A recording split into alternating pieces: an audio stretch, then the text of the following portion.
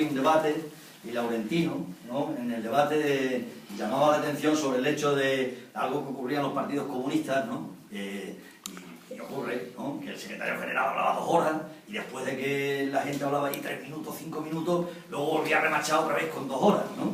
Entonces decía que eso era, evidentemente, no era una escuela de democracia. Entonces yo te pido que cuando lleves 17 minutos o cosas así, si son 20, me avisas y cortamos donde estemos, ¿vale? Porque yo creo que lo fundamental, lo importante es que hablemos todos.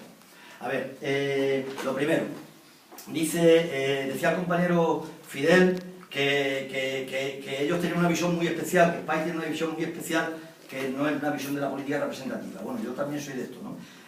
También de esa misma idea, ¿no? De que la política es la organización de la lucha de la vida cotidiana, ¿no? La vida cotidiana y muchas más, y en todos los niveles, pero vamos, quiero decir, entendemos que la transformación se tiene que arraigar en los cambios de la vida cotidiana, ¿no? Y en la definición o en el texto que publicó Spice-Marsh mientras tanto, decía algo que me parece muy importante, decía: queremos construir una nueva relación entre sentido común, experiencia social y elaboración teórica. Ninguna autoridad académica o política puede sustituir el criterio de la intervención real en los movimientos sociales. Ninguna autoridad académica o política puede sustituir el criterio de la intervención real en los movimientos sociales, de la elaboración teórica vinculada a estos movimientos, de la comprobación práctica de las hipótesis en la realidad compleja de la sociedad. ¿Qué quiero decir?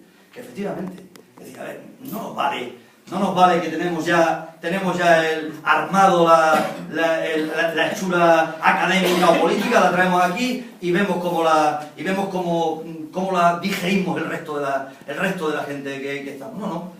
O sea, tenemos que hacerlo de otra manera. Tenemos que ver qué experiencias son las de lucha las que estamos haciendo y en función de eso tenemos que aprender de la gente, de nuestro pueblo. O sea, tenemos que mantener una relación de diálogo con la gente. Yo os voy a contar, porque además la Compañía de la Paz me lo ha dicho y yo creo que es lo que puede ser más útil, la experiencia de los campamentos de Dignidad. Y luego vamos a hacer algunas consideraciones rápidamente sobre el debate, sobre qué posición tenemos nosotros en este debate entre renta básica y rentas mínimas de inserción, ¿vale? Y cómo nosotros hemos hecho los quiebros, las mediaciones para poder casar ambas cosas. Para no plantear un debate, con ese debate llevamos ya demasiado tiempo. Y para nosotros lo fundamental no es la ILP. Para nosotros lo fundamental es poner en pie un movimiento contra el paro y la precariedad. Para nosotros lo importante es construir un sujeto de lucha. Mucho más importante. Instrumento, herramienta de organización. ¿De organización de quiénes? De los parados, de los pobres, de los precarios. Y por tanto el movimiento, si me apuráis, yo sé que esto es un simplismo, pero el movimiento es más importante que la propuesta. O mejor dicho, la propuesta y el movimiento van juntas. No se pueden separar. No es la propuesta, te la traigo y que la suma la gente. No. La propuesta y el movimiento van juntas. Y por tanto, ahí es donde lo tenemos que ver. A nosotros no ha funcionado. Y aparentemente puede ser muy maximalista. Claro que la situación... Mirad, hacen falta pocas explicaciones de la necesidad de la renta básica. Yo pasaba antes por el bar y me llamó mucho la atención que ponía aquí: el recibo de la luz subirá más del 5% en enero. Me llamó mucho la atención porque había escuchado esta mañana que era el 2%. Pero luego, cuando me he parado en la portada del periódico, había una segunda noticia que remachaba todavía más el sentido de la reunión que tenemos hoy aquí: 6.000 intentos de suicidio al año. 2 noticias.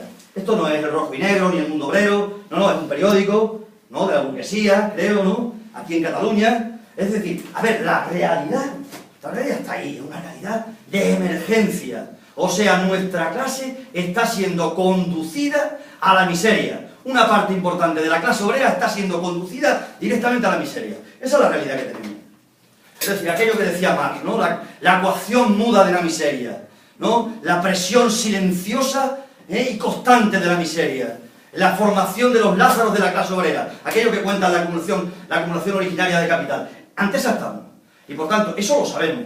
Y sabemos que estamos en una circunstancia, yo también, a mí se nos viene la idea de la emergencia del fascismo, ahí. Pero la emergencia del fascismo, vamos a leer a Dimitrov, por ejemplo, que como otros muchos tiene muy mala prensa, ¿no? Pero Dimitrov, ¿qué decía? Pues Dimitrov decía que había que pegarse a las necesidades elementales de la gente, pero no para adaptarse a las necesidades y a la psicología mayoritaria de la gente, sino para transformarlas. Evidentemente necesidades elementales, pero para transformarlas. Aquello que decía Rosa Luxemburgo, que nosotros repetimos muchas veces: hay que elevarse por encima de los estrechos horizontes del pan cotidiano, pero sin levitar del pan cotidiano y horizonte estratégico. Ambas cosas tienen que ir juntas, porque si solo hay pan cotidiano, entonces perdemos el sentido y somos absorbidos por los valores del enemigo, del adversario. Y si solo hay horizonte, pues evidentemente no hay la fuerza, no coge vuelo.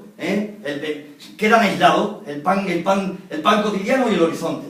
A ver, la experiencia nuestra, mirad, nosotros empezamos con distintos grupos.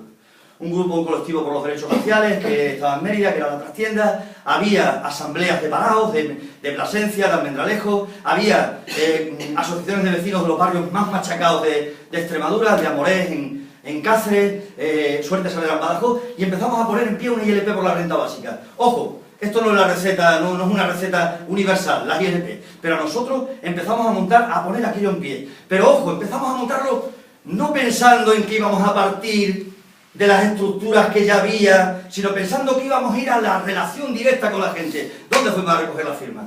¿Dónde recogimos las 27.000 firmas, el equivalente a 1.400.000 firmas a nivel del Estado, las que recogió La Paz? En las puertas de la oficina de empleo. No las recogimos en la sede de ningún partido, en la sede de ningún sindicato, en las puertas de las oficinas de empleo, porque en las puertas de las oficinas de empleo, todo esto que se estaba diciendo, claro que el parado vive la situación, vivimos la situación con una mezcla de culpa, sobre todo de culpa y de rabia. Las dos palabras que más se escuchan en una oficina de empleo, si uno pone el oído, son depresión y escopeta. Y esa misma impotencia, esa misma relación entre la rabia, pero la rabia que no encuentra cauce, y la impotencia es lo que allí se vive. Y en una oficina de empleo, pues uno va y trata de estar el tiempo imprescindible. No es un sitio donde se crea comunidad. ¿Y qué ocurrió? Y eso fue muy importante en nosotros. Porque es muy importante cuando un sitio que está vaciado de conflicto, ahí está el guardia de seguridad, pero está no porque vaya a haber ningún motín, sino porque, como se dice allí, por si a alguien se le va la pinza. Entonces, ¿qué es lo que ocurrió? Que aquí, en aquel sitio en el que no hay comunidad porque está vaciado de conflicto social y conflicto político, empezó a generarse otra cosa. Claro, pusimos una mesa, un día, y otro día, y otro día, y sigue puesta la mesa. El campamento se desmontó el día que se aprobó la ley de renta básica de inserción, 9 de mayo, pero nosotros seguimos en la puerta del INE. Lunes, miércoles y jueves, puerta del INE. Martes, el fomento, a acompañar a la gente de vivienda. Y allí empezó a generarse la comunidad. Allí empezó a generarse la comunidad en donde no se pensaba, porque normalmente también donde nace la política es donde menos se la espera. Nace la política en las plazas, donde ya estaba, se cree que están los parlamentos y los ayuntamientos, y el 15 me dice, no, la política somos nosotros, vosotros sois otra cosa, vosotros sois la gestión del poder. Nace la política en la oficina de empleo, nace la política en el Carrefour, ¿no? En el templo del consumo, como enseñan los compañeros del SA. Es decir, conseguimos que nazca la política en donde no se la espera, y en ese caso no porque nosotros lo supiéramos, ¿no? De una manera completamente inesperada e intuitiva. Casi nosotros vivimos un acontecimiento que nosotros no preveíamos. En definitiva, ¿qué empezó a pasar? Empezó a pasar que conectábamos con mucha gente, y claro, y venían otros problemas, porque una cereza traía a la otra, y venían los desahucios de las viviendas sociales, y paramos los desahucios de las viviendas sociales, 900 expedientes de desahucio abiertos de viviendas sociales, y paramos los desahucios en los barrios de Mérida. Desde el 26 de julio no se echa nadie, no se consuma ningún desahucio. Desde el 26 de julio, no de este año, del anterior. Y seguimos dando batalla. Y llegó un momento, no puedo contarlo todo, pero llegó un momento que las firmas que teníamos las tiraron a la basura. Dijeron, no, estas firmas a la basura. Y entonces, digamos, hicimos una nueva apuesta, una contorsión militante, que fue, pues vamos a acampar en las oficinas de empleo. En principio pensábamos que iba a ser algo de 10 días, 15 días, pero ¿cuál sería la sorpresa? Que montamos el campamento en Mérida, Campamento de Dignidad, casi se acordó, después de montarlo, que se llamara, ¿no? Acampada de los parados, Ciudad de los parados, y un compañero dijo ahí, pues esto es por la dignidad, pues acampada dignidad, campamento dignidad, las cosas que no tienen precio, ¿no? La dignidad, pues campamento dignidad. Y allí empezó a crearse aquel núcleo. ¿Y qué pasó? Pasó que a la semana los compañeros de Plasencia se encerraron, se acamparon. Esa misma noche ya les preocupó mucho más. Aquella noche nos dijeron, yo creía que nos íbamos a cansar, lógicamente, sabían que la cosa quemaba, el 15M ya parecía que era un eco, parecía que no les preocupaba.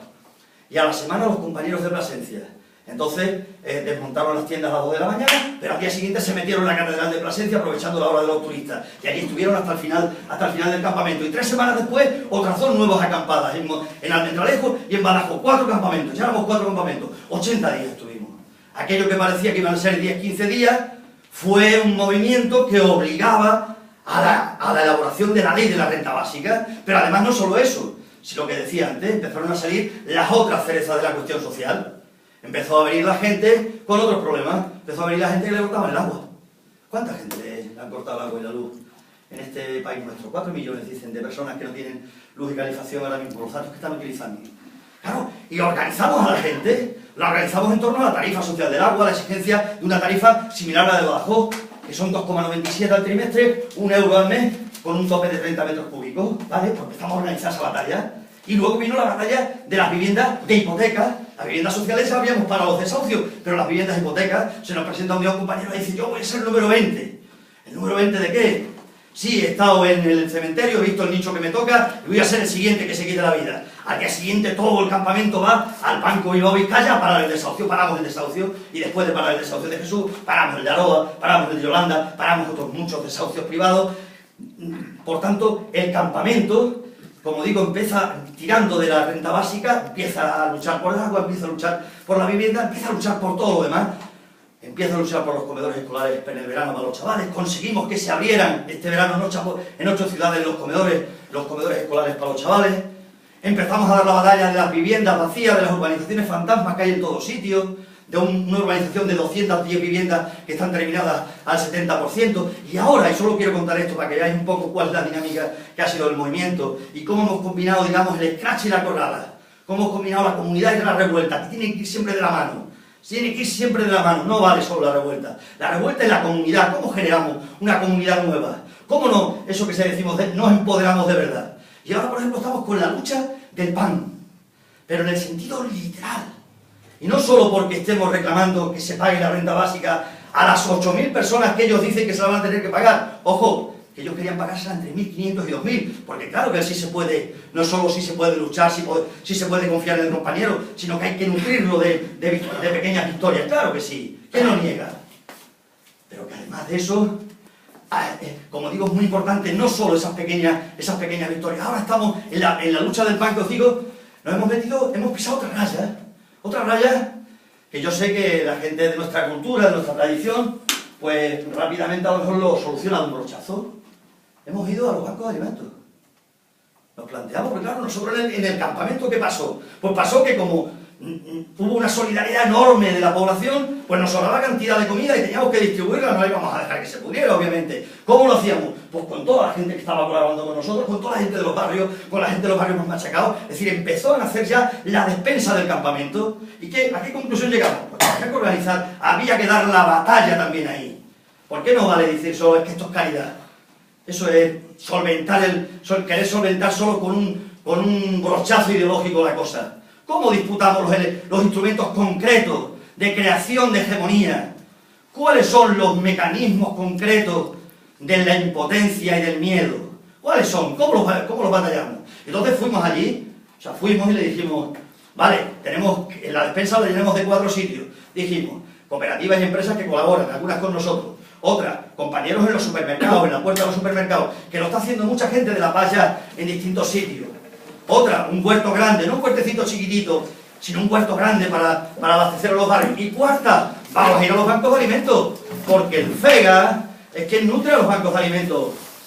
Bancos de alimentos que están gestionados por gente que son del Opus Dei en la gran mayoría.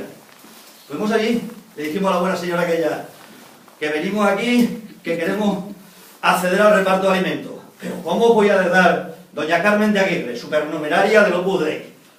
Pero ¿cómo voy a dar yo alimentos a vosotros si vosotros tenéis un campamento para protestar? ¿Y qué hace usted entonces? ¿Le da solo alimentos a los que no protestan? ¿Para que no protesten? Usted está obligada también, porque estos son alimentos públicos del FEGA, pagados con dinero público. Pero vosotros, ¿qué es lo que queréis? ¿Quitarle la gente a Cáritas y a la Cruz Roja? Nos dice la buena señora. Es que usted, cuando alguien quiere que los alimentos los reciba a través de Cáritas y no de la Cruz Roja, le pone, porque es un militante cristiano, le pone algún tipo de pega, ¿verdad que no? Pues qué pega le va a poner porque los recibe a través del campamento Dignidad. Y empezamos a repartir, y el primer mes fueron 45 familias, y el segundo 200, y ahora ya estamos por encima de las 300 familias. ¿Qué es lo que pasó? Pasó que el primer reparto lo hicimos en la puerta de la oficina de empleo, porque había que señalarlos con el dedo, porque nosotros queríamos que ligaran ambas cosas, reparto y lucha, lucha y reparto, para quitarle la vergüenza a la gente.